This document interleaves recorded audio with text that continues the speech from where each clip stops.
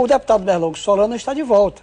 Ele licenciou-se e retorna ao Piauí para assumir ou reassumir a pasta do governo, Secretaria de Governo, Palácio Carnag. O deputado, antes de deixar Brasília, apresentou um projeto de lei na área de educação. A partir de agora, a conversa franca com o deputado Merlong Solano. Deputado, boa noite. Boa noite, Pedro. Que projeto é esse, sobre o Fundeb? Pois é, Pedro, é um projeto que altera a lei que regulamenta a distribuição dos recursos do Fundeb. Você sabe que o Fundeb é o Fundo de Valorização do Ensino Básico, que vai desde a creche, passando pelo ensino infantil, ensino fundamental e chega ao ensino médio. Pega tanto as escolas de tempo parcial quanto as escolas de tempo integral. Dentro do espírito do Plano Nacional de Educação, que a presidente Dilma mandou para o Congresso e ele aprovou e ela sancionou ainda o ano passado, há a meta de progressivamente ampliar o número de escolas e o número de alunos estudando em escolas de tempo integral. Como eu vejo o excelente resultado que as escolas que existem de tempo integral já estão tendo, e em conversa com professores e diretores, percebendo que o financiamento ainda não está no nível adequado, estou propondo, através desse projeto de lei, uma alteração nas regras de distribuição dos fundos do recurso do Fundeb, de modo a gradativamente ampliar os recursos destinados para as escolas de tempo integral. De tal sorte que, em 2023, que é quando termina o Plano Nacional de Educação, essas escolas estejam recebendo pelo menos 50% dos recursos do Fundeb. Para você ter uma ideia...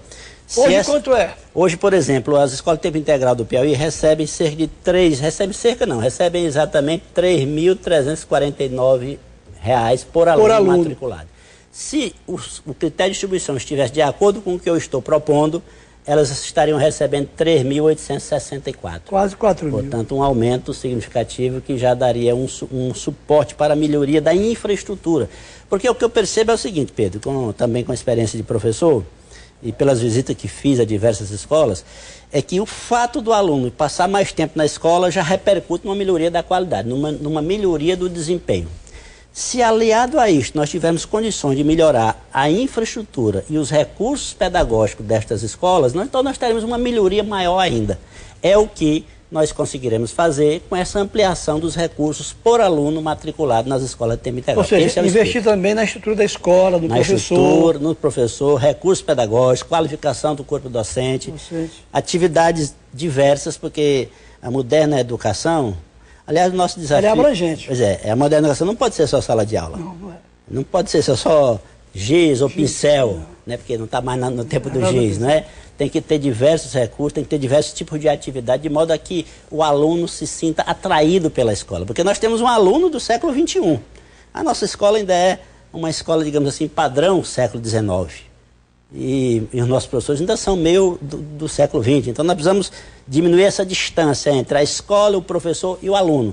E quando chega em casa ou na rua tem acesso à informática de diversos tipos, a multimídia, e quer chegar na escola e encontrar coisas também movimentadas e atraentes que tenham a ver, que aliem a modernidade com aquilo que ele precisa aprender, não só em termos de conteúdo técnico, como também em termos de valores éticos.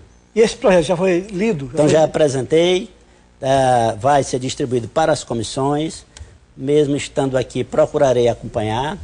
Vou aproveitar alguma das viagens do governador Wellington Dias a Brasília, pedir audiência ao ministro da Educação para explicar o projeto a ele. Eu discuti bastante esse projeto com o professor Antônio José Medeiros, ex-secretário de Educação, me ajudou a elaborar o projeto. O ministro é acadêmico, é professor. Pois é, eu acho que ele está dentro do espírito que o governo quer fazer na área da educação. Portanto, eu acho que é um projeto que tem chance de prosperar na Câmara dos Deputados, mesmo sem a minha presença lá, para defendê-lo diretamente. O senhor já reassumiu? Na terça-feira. Já apresentei, o meu decreto de minha nomeação já foi publicado para vigorar a partir de terça. Já apresentei o pedido ontem lá em Brasília, também, mas para vigorar a partir de terça-feira e aqui estarei reassumindo as minhas funções. Neste caso, o Marinha assume terça, pode assumir? Também, na terça também. Pode assumir na terça-feira, exatamente, né? na terça-feira. Tem que ser concomitante. Ele, chegando lá na terça, a mesa lê o meu pedido de afastamento e já imposta automaticamente o terceiro suplente. Porque a sessão de terça é deliberativa, né? Exatamente.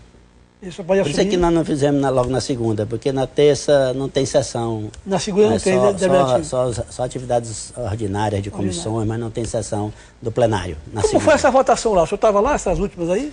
Do ajuste fiscal? Sim, né? Estava lá e comprometido com o nosso projeto, votei a favor da medida. Mas foi difícil, deputado, aí. Foi difícil. Bem apertado, né?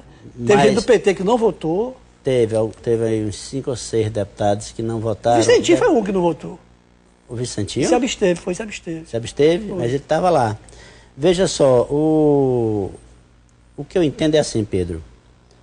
Em épocas de atividade econômica forte, você dá vários passos à frente. Porque o que mais melhora a qualidade de vida das pessoas é emprego. É emprego. Por que o Brasil teve uma melhoria de distribuição de renda nos últimos 10, 12 anos? Porque foi capaz de fazer uma política econômica que gerou empregos. Ao invés de ter só uma pessoa empregada numa casa, você muitas vezes encontra 2, 3, 4 pessoas trabalhando na mesma casa.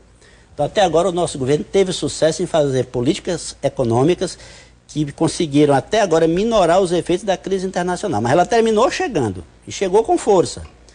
Para fazer políticas anti-crise econômica, o governo tem que lançar mão de fartos recursos públicos. E chega uma hora que esses recursos começam a escassear. Então você tem que diminuir a amplitude das políticas, todas elas, inclusive das políticas sociais, para poder tomar um fôlego, como um corredor. Dá uma paradinha. Na hora que ele dá uma paradinha, toma uma água para logo em seguida voltar. Nós não desistimos dos nossos objetivos. O objetivo é enfrentar a crise econômica com a maior rapidez possível para voltar a gerar emprego. Controlar a inflação é o pior dos impostos. Abril já caiu, abril. Pois é, controlar a inflação. Deu 0,75. Pronto, já está caindo. Controlar a inflação. Boa parte da gritaria da oposição, Pedro, resulta do fato de que o governo está tomando as medidas certas. O Brasil vai voltar a crescer daqui para do segundo semestre em diante, o Brasil voltará a crescer e crescer com segurança, sem pressões inflacionárias. Isso vai repercutir no aumento da arrecadação do governo. Nós vamos poder retomar certas políticas sociais com mais força e mais segurança, inclusive fazendo os ajustes que precisam ser feitos. Por exemplo, o seguro-desemprego. Havia uma queixa em vários segmentos da sociedade de que do jeito que ele estava incentivando uma alta rotatividade.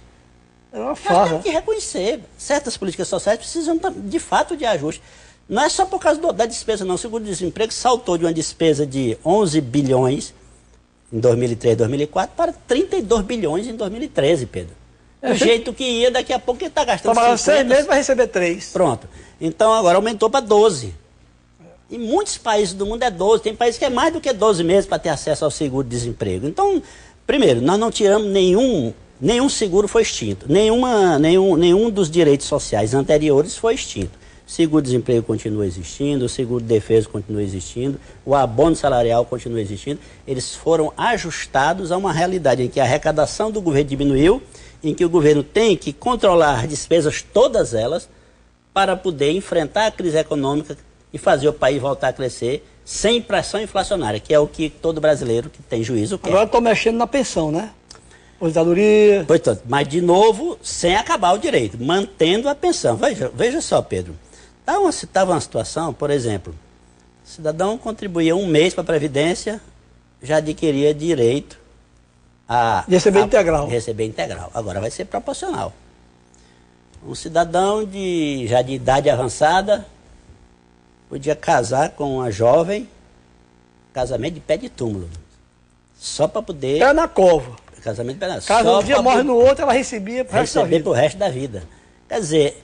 Isso vai acabar. Acabou. Agora tem lá um prazo. Tem 2 anos, 1 ano e meio. De 21 a 26 são 2 anos. Pronto. Tem lá os prazos. Porque as pessoas têm que entender o seguinte, Pedro.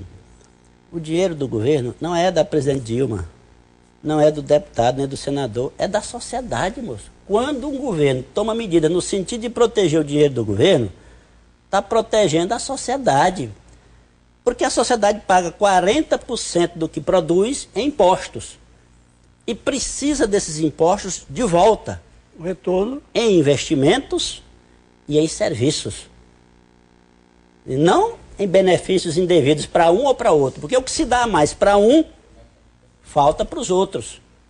Então, quando você não consegue controlar os direitos previdenciais, quando a Previdência começa a dar prejuízo, como está dando no país inteiro, por exemplo, aqui no Piauí, a Presidência dos Servidores Públicos deu no ano passado um déficit de 600 milhões de reais. Esse ano vai ser de 700 e poucos.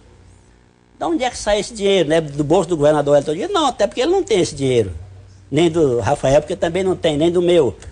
É da sociedade, que pagou o imposto, que poderia ter esse dinheiro de volta em educação, saúde, mais segurança, estradas, escolas de melhor qualidade, e que pega esse dinheiro e vê todo ir apenas para um item: déficit da Previdência dos Servidores Públicos. É óbvio que essas coisas têm que ser ditas com clareza, com transparência, para ser discutido e se encontrar uma solução que, por um lado, não penalize demasiadamente os servidores, por outro lado, não penalize só a sociedade, que precisa desse dinheiro para diversas finalidades. Então, o que está acontecendo em Brasília, o senhor olhando para o plano local, o senhor observa o mesmo caminho, né? O mesmo caminho. Que é o ajuste. Em todos, e não tem almoço de graça. Se você comeu e não pagou, alguém pagou por você. Essa fatura alguém pagou. Alguém pagou. Então, o melhor sistema é aquele que distribui para todo mundo. Claro, conforme suas possibilidades, porque o Brasil é um país muito desigual. Nesse sentido, há que, inclusive, aperfeiçoar certas legislações. Mas a gente não faz só o que quer. Nós estamos numa democracia. Há uma correlação de forças dentro do Congresso Nacional. E certas matérias não encontram guaridas ainda naquela casa. Por exemplo, o imposto sobre grandes fortunas. Eu defendo. O PT defende. O PT defende. Mas não há ainda naquela casa um mínimo de possibilidade de se aprovar uma matéria dessa natureza. O PT, com seus 64 votos, não tem força para aprovar sozinho no meio de 513 deputados. Essa é a realidade, que numa sociedade complexa como a nossa, você tem uma presidente eleita por um partido, mas o Congresso Nacional reflete uma realidade política bem mais abrangente. Diferente. Não é? São 40 partidos lá representados, só na Câmara são 30 representados. Existem 40 partidos no país, mas alguns deles não têm deputado, não é isso? É. Mas, de qualquer maneira, é uma constelação política bem diversificada, não é isso? Isso. E certas matérias que a gente não quer aprovar, de repente vê aprovada. Por exemplo, nós do PT nos batemos contra o aumento, a diminuição da maioridade penal. E há uma tendência forte dessa matéria vir a ser aprovada, independente. Nós fomos contra a terceirização do jeito que foi aprovada, mas foi aprovada. Nós tivemos os 60 e poucos votos do PT, mas alguns do PCdoB, do PSOL deu 130 votos. No meio de 513 deputados. Estou dando essas informações. A PEC da Bengala, né? A PEC da Bengala foi aprovada contra o nosso voto. Quer dizer, não é o fato da gente ser partido do governo que torna a gente poderoso ao ponto de aprovar naquela casa tudo quanto é matéria que a gente quer. Não, nós estamos numa democracia. E graças a Deus que estamos na democracia. Senão alguém estaria impondo tudo na ponta da baioneta, conforme suas vontades, né? Com base nesses argumentos, deputado, é por isso que o governo está também segurando algumas indicações, nomeações. Tem que ter um ajuste também, porque há um perigo que o senhor falou aqui a última vez, da lei fiscal. O Estado estava naquela condição e pode voltar, uma ameaça. Vai e volta, e segura tudo isso. É assim? É o que você falou das indicações. Precisa ter uma corresponsabilidade, né? Você vai para uma eleição, apresenta um projeto à sociedade e junto com vários partidos, uma coligação, não é isso? É natural que depois, então, todos, em determinadas proporções, participem da composição do governo. Mas é natural também que todos solidariamente assumam responsabilidades por aquilo que é vital para o governo. Então, vejam, eu, por exemplo, acho que tem que haver um ajuste de conta com o PDT. O PDT é da base do governo, ocupa um ministério importante como o Ministério do Trabalho. Mas votou todo contra o ajuste fiscal. O ajuste fiscal é uma matéria nevrálgica para o governo. Como é que o governo chega para a sua base e diz assim, olha, sem isso aqui aprovado, eu não vou conseguir estabilizar a economia do país. Eu não vou conseguir tomar as medidas que preciso tomar para o país voltar a crescer. Aí um partido que é da base do governo vai lá e mete o pau em todas as medidas, não só fazendo crítica, mas votando contra, e no outro dia continua como se tudo tivesse normal. Não. Tem que ser revisto. Tem que ser revisto. Não se trata de tomar lá da cá, no meu ponto de vista. Se trata de corresponsabilidade. Se somos governo, temos que ser governo na hora de ter o bônus de levar os benefícios, as boas notícias e o ônus de enfrentar medidas duras, que às vezes precisam ser tomadas em determinadas circunstâncias. Então, acho que o governo federal, neste momento, tem que chamar o PDT e pedir os cargos que o PDT ocupa no governo federal. Pedir os cargos mesmo? Sem dúvidas. A matéria não era uma matéria, digamos assim, de menor importância, Pedro. O líder do governo estava lá dizendo como vota o governo, e o líder, sim. Aí o PDT, não. Ou então o líder dizia não, e o PDT, sim. Não só foi uma vez, não, foi a votação inteira, Pedro. No texto base... Eles têm coisas federais, eles? Não sei. No texto base e em todos os destaques. Se fosse só um caso ou outro... Também nos destaques? Também nos destaques. E veja que teve um destaque que nós aprovamos só com 5 votos de maioria. Quase não passa. Então, quase não passa, né? Então, a situação... Qualquer sorte, eu vi na primeira entrevista que eu te dei aqui, Pedro, estava muito preocupado, porque teve lá umas votações que a gente perdeu de modo acachapante. Mas não eram votações assim, eram votações em que o governo não estava fechando questão. Ontem já fiquei um pouco mais alegre de perceber uma capacidade de articulação que o governo está aos poucos aumentando. Nessa votação, na votação do texto base, o governo ganhou por 30 votos de maioria, mas nos destaques ontem já ganhamos por 60, 70 votos, já melhorou. Então acredito que aquela fase pior do governo no Congresso Nacional está passando.